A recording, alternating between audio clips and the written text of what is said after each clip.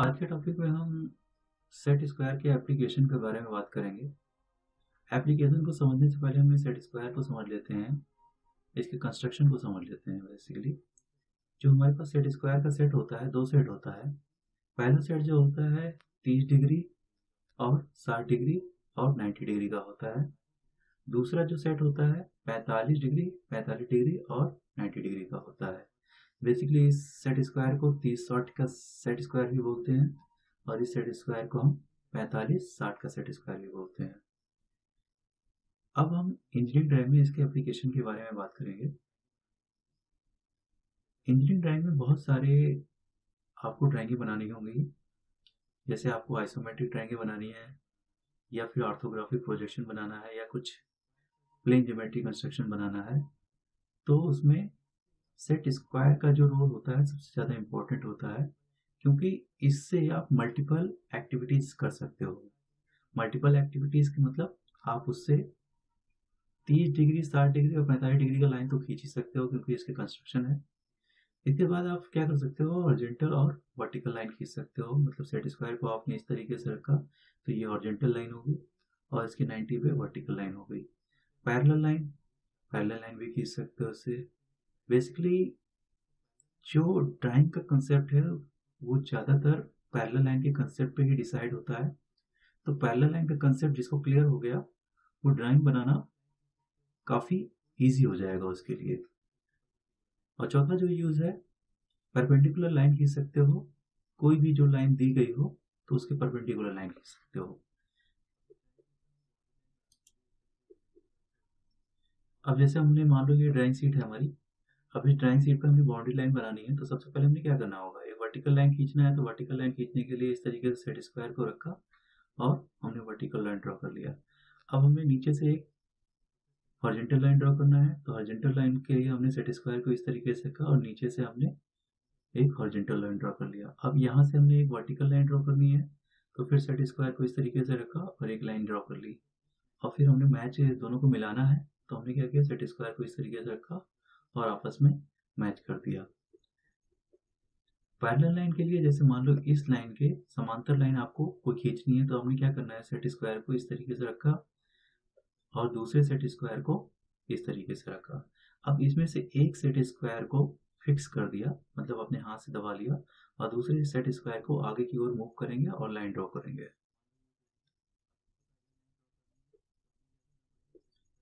तो इस तरीके से हमने पैरेलल लाइन ड्रॉ कर ली। कुछ और एग्जांपल लेते हैं पैरेलल लाइन के। मान लो ये एक लाइन है, अब इसके पैरेलल लाइन ड्रॉ करनी है, तो हमें क्या करना पड़ेगा, सेट स्क्वायर को वही प्रोसेस है।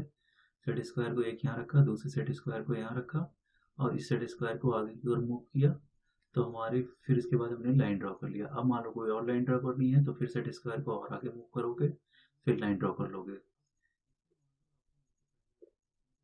सेट स्क्वायर का एक एप्लीकेशन और देखते हैं, जिसमें सेट स्क्वायर की थोड़ी सी कंडीशन रखने की अलग होगी। अब इसमें मान लो आपने इसके पैरेलल लाइन खींचनी है, तो सेट स्क्वायर को आपने इस तरीके से रखा, दूसरे सेट स्क्वायर को आपने इस तरीके से रखा। अब हमने क्या करना है, इस सेट स्क्वायर को फिक्स कर देना और इस सेट स्क्वायर को आगे की ओर मूव करना है, तो हम पैरेलल लाइन खींच सकते हैं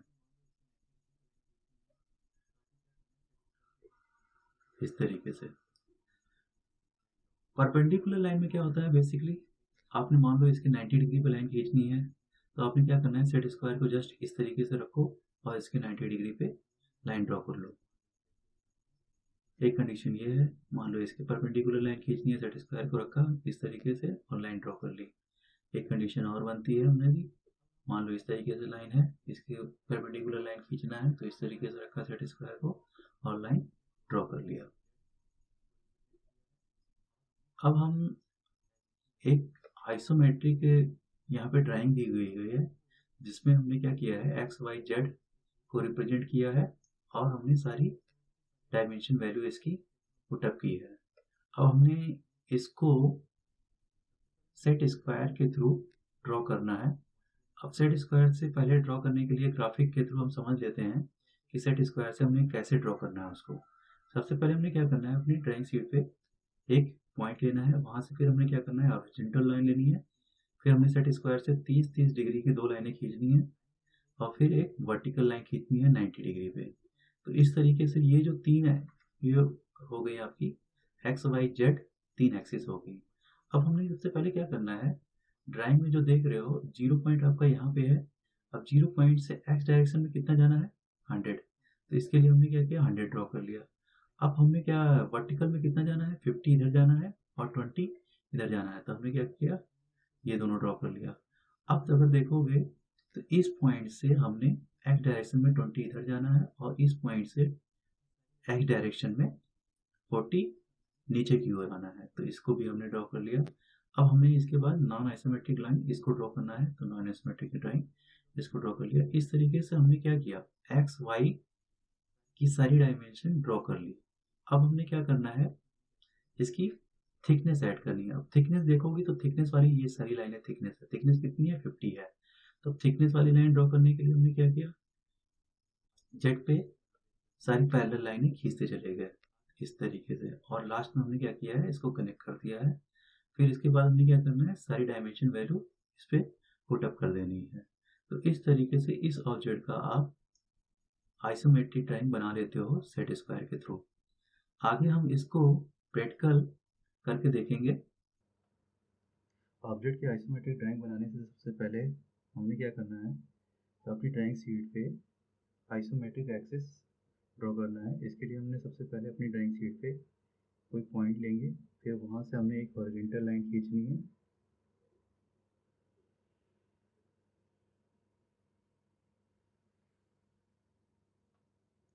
फिर इसी पॉइंट से हमने 30 डिग्री पे 2 लाइनें खींचनी है और 90 डिग्री पे एक लाइन खींचनी है।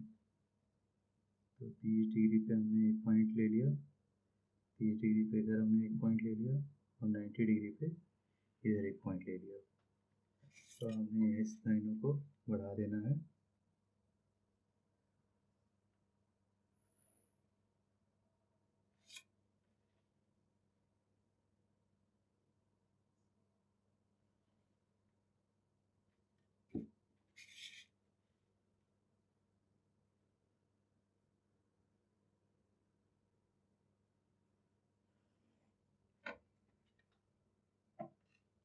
अब ये जो 3 लाइनें हैं ये आपकी बेसिकली एक्स वाई और जेड एक्सिस को रिप्रेजेंट करती हैं।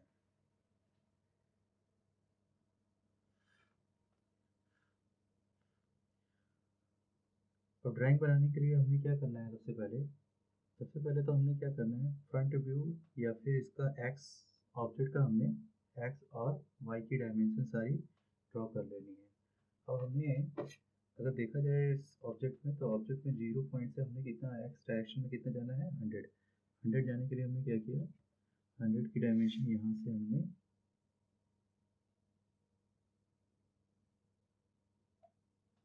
यहाँ ले ली। तो वर्टिकल कितना जाना है, वर्टिकल हमने जाना है 50 जाने के लिए हमें क्या करना है, जो नीचे हमने बेस लाइन, हमने जो हॉरिजॉन्टल लाइन बनाई थी उसी के 90 डिग्री पे एक लाइन बना लेंगे, जो कि हमारी एक वर्टिकल लाइन होगी।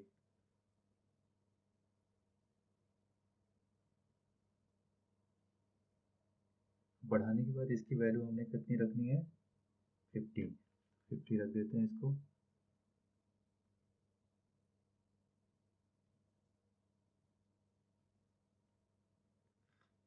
दूसरी तरफ जो हमने वैल्यू लेनी थी इधर 20, तो 20 पे हमने क्या किया, 20 पे एक मार्किंग कर दी। अब हमने इस पॉइंट से 20 इधर जाना है एक्स डायरेक्शन में, और इस पॉइंट से 40 लेफ्ट साइड में एक्स डायरेक्शन में जाना है। तो इसके लिए हमें क्या करना है, सेट स्क्वायर का यूज़ करना है। सेट स्क्वायर को क्या करेंगे हम, सेट स्क्वायर को कुछ इस तरीके से रख लेंगे, एक्स पे इस वाली लाइन पे, एक्स वाली लाइन पे पैरेलल कर लिया इसको। अब हमें क्या करना है, दूसरे सेट स्क्वायर को हमने फिक्स कर देना है यहाँ पे और इसको आगे की ओर बढ़ाना है। तो सबसे पहले हमने 20 वाली लाइन पे हमने जाना है, 20 वाली लाइन पे जाकर हमें थोड़ा सा बढ़ाना है, कंप्लीट नहीं, फिर लास्ट में हमने 20 इसको ऐड कर देंगे। इसी प्रकार इसको 40 वाले को भी हमने थोड़ा नीचे की ओर आना है, इसको फिर 40 डायमेंशन मेंटेन कर देनी है।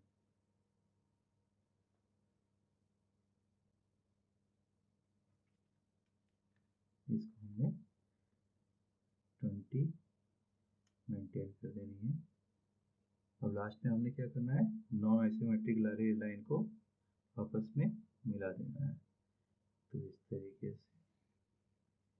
इस तरीके से आपका फ्रंट तैयार हो गया है। अब हमने क्या करना है, बेसिकली इसमें इसकी थिकनेस ऐड करनी है। अब थिकनेस कहाँ से ऐड करोगे, ये वर्टेक्स पॉइंट है, ये वर्टेक्स पॉइंट है, ये वर्टेक्स पॉइंट है, ये है, ये है। थिकनेस कितनी है इसकी, 50 है। तो सबसे पहले हमने क्या करना है, इस पे इस जेड डायरेक्शन में होगी वो 50, तो जेड डायरेक्शन में हमने क्या किया, 50 की डायमेंशन इधर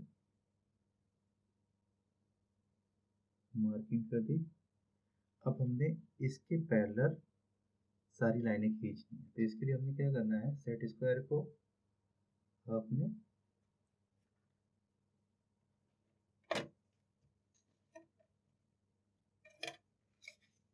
कुछ इस तरीके से रख लो, या फिर इस तरीके से भी आप कर सकते हो, बट वो नीचे चला जाएगा अभी। तो अभी फिलहाल हमने इस तरीके से कर लेते हैं। सेट स्क्वायर को कुछ इस तरीके से रख लिया, एक फिक्स कर लिया इसको,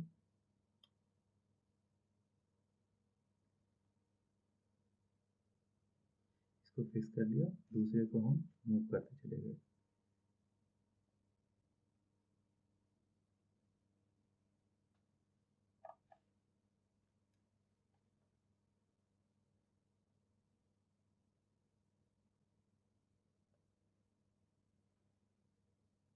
पहले वाले जो सेट स्क्वायर जिसको फिक्स किया है, उसको जरा सा भी हिलने नहीं देना है, नहीं तो आपकी जो पैरेलल लाइन वाला जो कंसेप्ट है वो गड़बड़ हो जाएगा।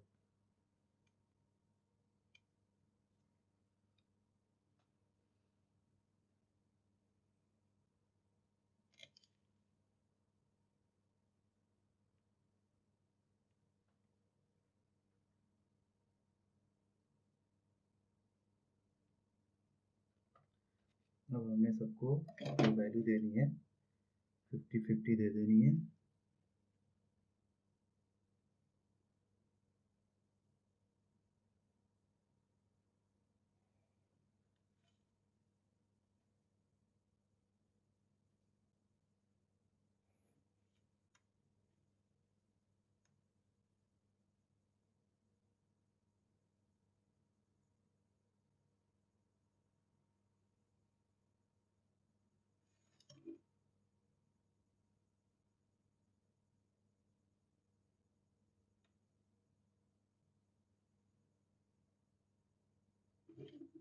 अब लास्ट में हमने इस सबको आपस में कनेक्ट कर देना है।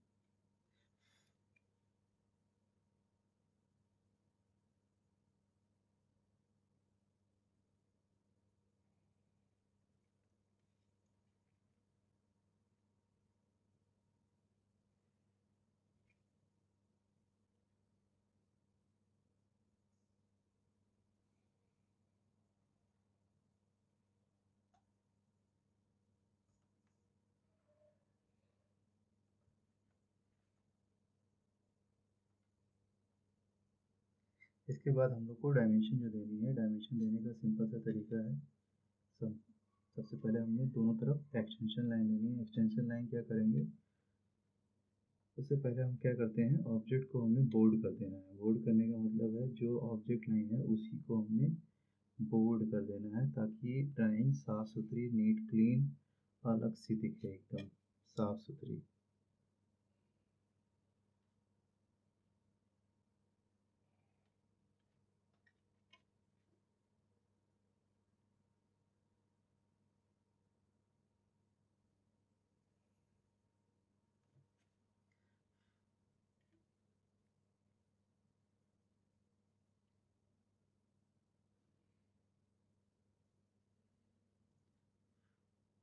इस तरीके से हमने ऑब्जेक्ट की आइसोमेट्रिक ड्राइंग क्रिएट कर ली। अब हमें डायमेंशन देना है, तो डायमेंशन देने का सीधा सा फंडा है। अब हमें क्या करना है, ऑब्जेक्ट लाइन से कुछ डिस्टेंस छोड़ के 10 एम की डिस्टेंस यहाँ पे लेनी है। 10 एम की लाइन एक इधर ले लेंगे, एक 10 एम की लाइन फिर इधर हमने ले लेनी है।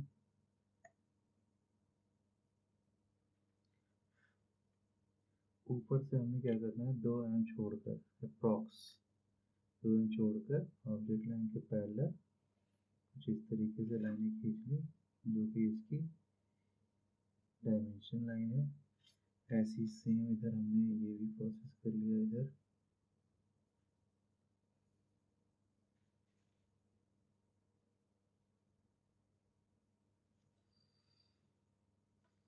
ये आपकी 20 वाली डायमेंशन हो गई। सेम प्रोसेस है, 10 एम की डिस्टेंस ऑब्जेक्ट लाइन से कोई डिस्टेंस छोड़कर, और ये एक वर्टिकल लाइन हमने यहाँ से ले ली।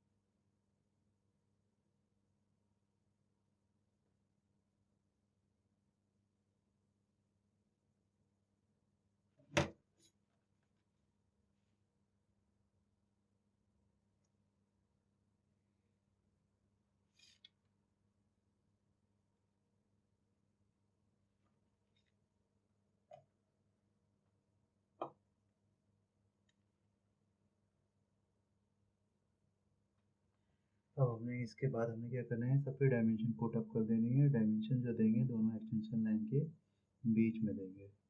100, ये इसकी थिकनेस जो होगी 50, ये हो गया आपका 20, ये हो गया आपका ये भी 20, ये आपका हो गया 50, और ये हो गया आपको 40।